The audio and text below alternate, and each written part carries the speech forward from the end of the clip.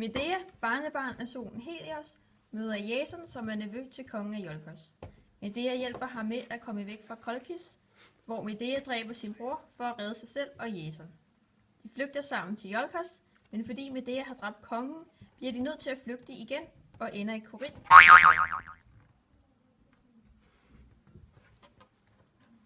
Jeg er Medea, barnebarn af solen Helios. Mit navn det er Kreon, og jeg er konge af Korinth. Og jeg er datter, prinsessen. Jeg er Jason. Jeg er nevø af kongen i Iolkos. Medea snakker med kong Kreon om hendes situation og får ham overbevist om at få lov til at blive en dag mere.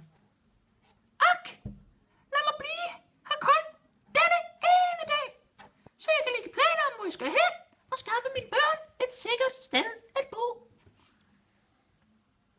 Tyrannisk hård er min natur jo mindst af alt. Mit bløde sind, jeg ofte måtte bøde for. Jeg så vel kan se, hvor fejlen jeg handler nu. Og dog, Medea, skal du få din vilje her. Men husk, hvis solens fakkelskær bestråler dig, og dine børn den dag i morgen i mit land, så skal du dø. Det er mit ord. Det står ved magt.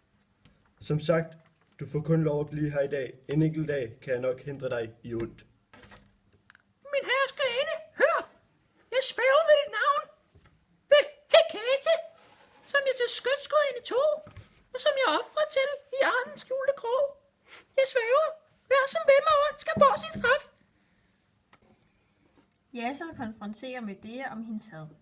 Jason fortæller, at han har gjort, som han har gjort, for sine børns og families skyld, og ikke vil Medea ondt. Han tilbyder hende overflod af hjælp, hvis bare hun beder om det.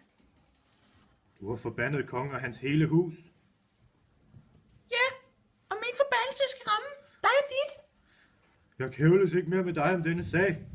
Men hvis du ønsker hjælp til dine børn, og til dig selv, og din landflygtighed, så sig kun til. Med ødsel hånd, jeg står der bi. Og tegn til gæstevenner skal du nok få med. Men hvis du siger nej til det, er du en nar. Du vil stå der ved at glemme alt dit had. Hos dine venner vil jeg aldrig søge hjælp. En side der hos dig. Næh, spar din gavmildhed. En gave fra en ond kan ikke være god. Så kalder jeg dig hver en Gud til vidne på, at jeg vil gøre alt for dig og vores børn. Men at du stejl og stedig kaster vrag på hjælp og støder venner bort til at skade for dig selv. Medea får sine børn til at overrække bryllupsgaver til prinsessen i et diadem og en kjole. Men kjolen og diademet er forgiftede, og prinsessen dør en grusom død sammen med kong Kreon, der prøver at redde hende. Et sendebud kommer til Medea og fortæller, at hun vil bøde for sine gerninger, og derfor begynder hun anden del af sin hævnsplan. Hun dræber sine børn og bliver konfronteret af Jason. Ak, kunne jeg holde de små i min favn? Jeg stakkel og kysse dem endnu en gang. Ja, nu vil du kysse og famle de børn. Du støtter vejen. Und mig dog kun af kærtegn i de børns døgnblodede skin.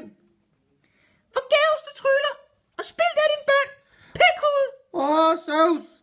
Du har hørt, hvad jeg bydes af den, hvis hænder har udgyldt uskyldiges blod, og dyrisk har myrdet de børn, som hun har født. Så længe jeg kan, skal jeg med lydelig røst, jeg klage og påkalde gudernes hjælp. Jeg kræver dem alle til vidne mod dig. Dig, der har dræbt de børn, som du fødte din mand, mig, og hindrer ham i at begrave de små. Nu ønsker jeg kun, at de aldrig var født, for så havde jeg aldrig set dem som lig.